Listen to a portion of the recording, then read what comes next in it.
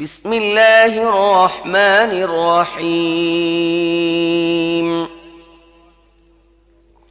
تبارك الذي بيده الملك وهو على كل شيء قدير الذي خلق الموت والحياة ليبلوكم أيكم أحسن عملا وهو العزيز الغفور الذي خلق سبع سماوات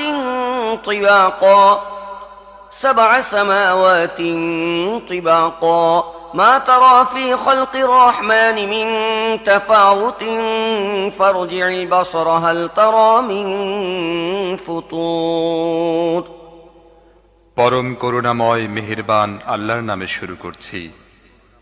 অতি মহান ও শ্রেষ্ঠ তিনি, যার হাতে রয়েছে সমগ্র বিশ্বজাহানের কর্তৃত্ব। তিনি সব কিছুর উপর ক্ষমতা রাখেন।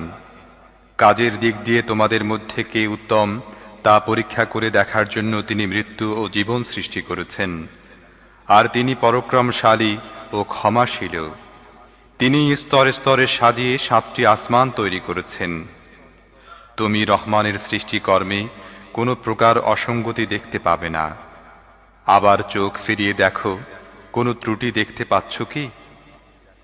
ثم ارجع البصر كرتين ينقلب إليك البصر خاسئا وهو حسير ولقد زينا السماء الدنيا بمصابيح وجعلناها رجوما للشياطين وأعتدنا لهم عذاب السعير وللذين كفروا بربهم عذاب جهنم وبئس المصير তুমি বারবার দৃষ্টি ফিরিয়ে দেখো, তোমার দৃষ্টি ক্লান্ত ও ব্যর্থ হয়ে ফিরে আসবে।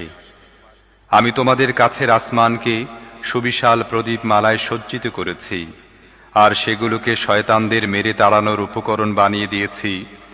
এসব শয়তানের জন্য আমি প্রস্তুত করে রেখেছি জ্বলন্ত আগুনের শাস্তি।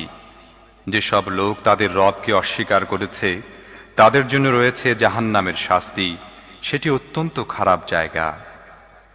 إذا ألقوا فيها سمعوا لها شهيقا وهي تفور تكاد تميز من الغيظ كلما ألقي فيها فوج